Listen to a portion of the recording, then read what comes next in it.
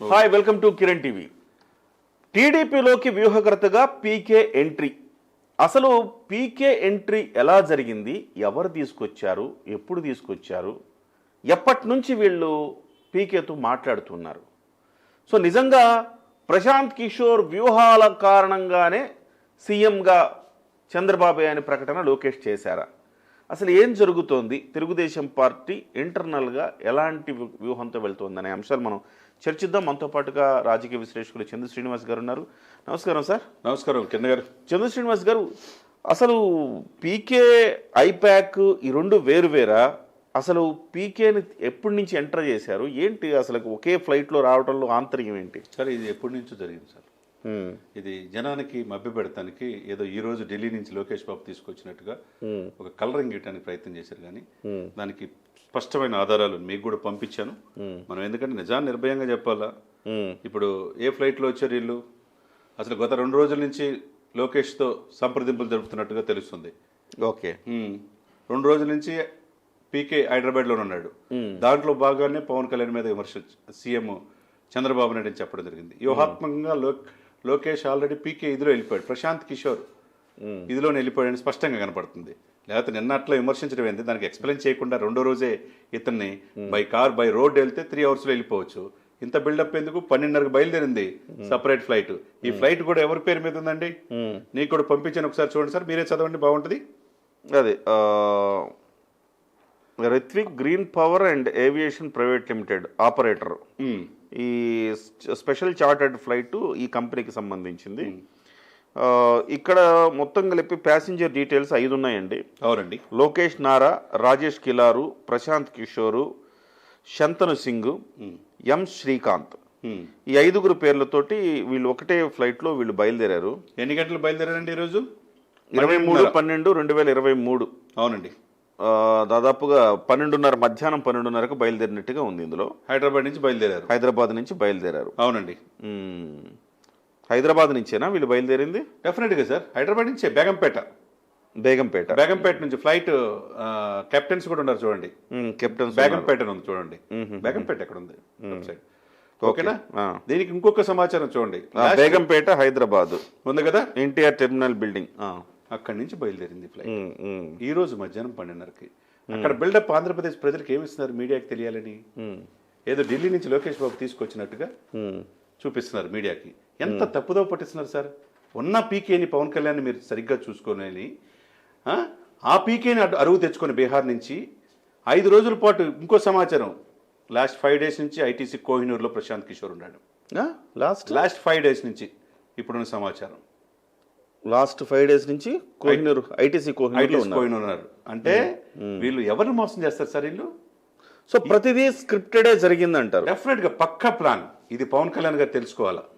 ఆయన కూడా ఒక సర్వే చేయించుకున్నా. మనం చెప్పేది విత్ ఎవిడెన్స్ ఆధారాలతో చెప్తున్నాం. మీ కిరణ్ టీవీలో మాత్రమే చెప్తున్నాం.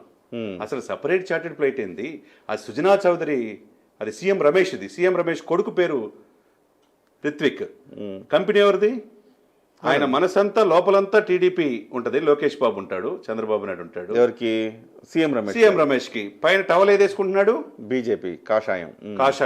అమిత్ షా గారు, దయచేసి ఇటువంటి కోవర్టుల్ని మీ పార్టీలోంచి బాకండి. దయచేసి తెలుసుకోండి.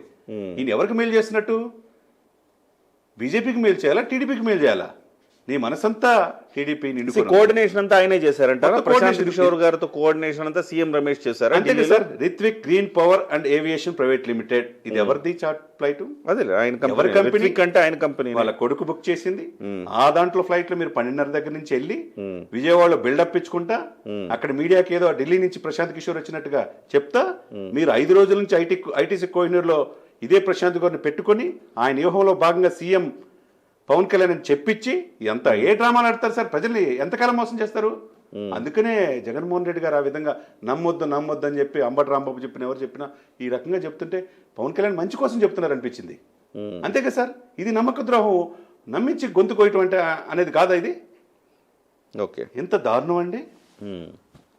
ఈ రూమ్ పేరు కూడా ఉంది దాంట్లో. ఫ్లైట్ లో 4వ పేరు చూడండి, ప్రశాంత్ కిషోర్ తర్వాత శంతను సింగ్ పేరు మీదే రూమ్ కూడా బుక్ చేసింది. Room in the name of Shantanu Singh, booked by Vinay Kumar Lokesh PA. మ్మ్. మ్మ్. ఇంకెంతకంటే ఏం కావాలి సార్? ఎస్. ఇంత దారుణమైన ఇది చేస్తా ఉంటే ఇంకా ప్రజలకు ఏం చెప్పాలి సార్? మార్పు కోసం ప్రయత్నం చేసి పాపం నమ్మి పవన్ కళ్యాణ్ మోసపోతున్నాడు. ఇక్కడ లోకేష్ డ్రామాలు ఆడుతున్నాడు, నాటకాలు ఆడుతున్నాడు. ఇదా మిత్రధర్మం? నా పెద్దన్న పాత్ర పోషించాడు, అన్కండిషనల్ గా చంద్రబాబు నాయుడు జైల్లో ఉన్నప్పుడు ఆదుకున్నాడు, ఎన్ని జన్మలెత్తినా రుణం తెచ్చుకోలేదు. ఇదే రుణం తెచ్చుకోవటం సార్? డైరెక్ట్ గా పొడిచిన పర్లేదు సార్, వెనకుండి పొడిచే వాళ్ళనే పవన్ కళ్యాణ్ జాగరూకత ఉండాలి. పవన్ కళ్యాణ్ గారు దయచేసి ఈ వ్యక్తులు నమ్మబాకండి. ఇప్పుడు లాస్ట్ టైం ఢిల్లీలో లోకేష్ గారు ఉన్నప్పుడు గల్లా జయదేవ్ గారు రెసిడెన్స్లో ఉన్నారు, అలాంగ్ విత్ సీఎం రమేష్ అని కూడా మనకు సమాచారం వస్తుంది, and Sujana Chowdary and met పీకే.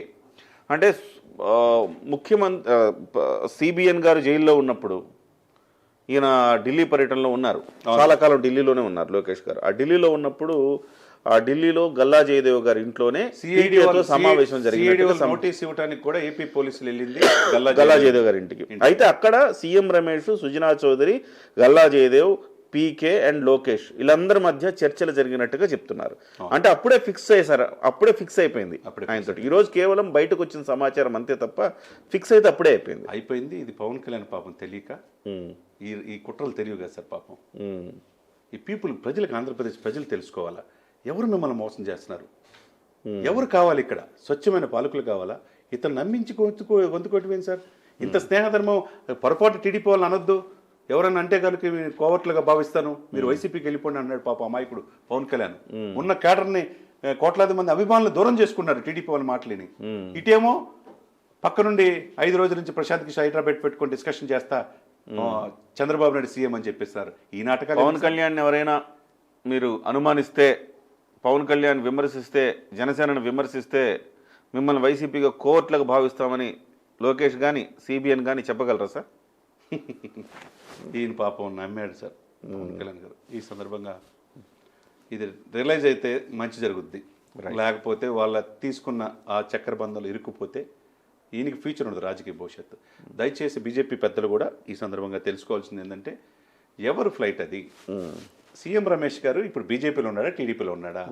మీ పార్టీలో ఉన్నట్టుండి మొత్తం ఎప్పటికప్పుడు చంద్రబాబు నాయుడు గారికి, లోకేష్కి మెయిల్ చేస్తా ప్రశాంత్ కిషోర్ని తీసుకొచ్చేద్దాం అనుకున్నారు. అదే గొంతు కోయగల నేర్పరి ప్రశాంత్ కిషోర్ చాలా డేంజరస్. అదే విధంగా సీఎం రమేష్ ఇక్కడ చూడండి, బీజేపీ పెద్దలతో మాట్లాడి అనుభవం ఉన్న వ్యక్తి చంద్రబాబు నాయుడు గారు కావాలి అని పాపం ఈయన ప్రయత్నం చేస్తున్నాడు. ఎన్డీఏలో కీలక పాత్ర పోషిస్తున్న పవన్ కళ్యాణ్ వాళ్ళ అపాయింట్మెంట్ కూడా నెక్స్ట్ వీక్ తీసుకుంటున్నాడు. అటువంటి వ్యక్తులు కావాలా? వాళ్ళు సీఎంగా పవన్ చూస్తున్నారు బీజేపీ వాళ్ళు. ఇక్కడ బీజేపీలో ఉంటా చంద్రబాబు నాయుడు సీఎం చేయాలని లోకేష్ నోటి నుంచి వచ్చిన మాటని చంద్రబాబు నాయుడు సీఎం చేయాలని సీఎం రమేష్ ప్రయత్నం చేస్తున్నాడు. దీన్ని బట్టి ఏమనాలా? ఈ కోవట్లను దయచేసి బీజేపీ వాళ్ళు దృష్టిలో పెట్టుకోవాలా. ఇది ఆల్రెడీ ఇవన్నీ కూడా రిపోర్ట్లు వాళ్ళకు కూడా వెళ్తాయి. ఎవరెవరేం చేస్తున్నారో అతి త్వరలో తెలుసుద్దండి. Right, thank you very much Chandra Srinivas garu. మొత్తం మీద అది వ్యూహాత్మకంగా చంద్రబాబు గారు జైల్లో ఉన్నప్పటి నుంచే వ్యూహాత్మకంగా జరిగిన ప్రక్రియగా మనం చూడాలి. ముఖ్యంగా ఢిల్లీలో పీకేతో మీటింగు, అక్కడి నుంచే మొత్తం దీని మీద ఒక ప్రణాళిక రచించినట్టుగా చెప్తున్నారు. అక్కడి నుంచి మళ్ళీ హైదరాబాద్, గత 5 రోజులుగా హైదరాబాద్లోని ప్రశాంత్ కిషోర్ ఉన్నారు.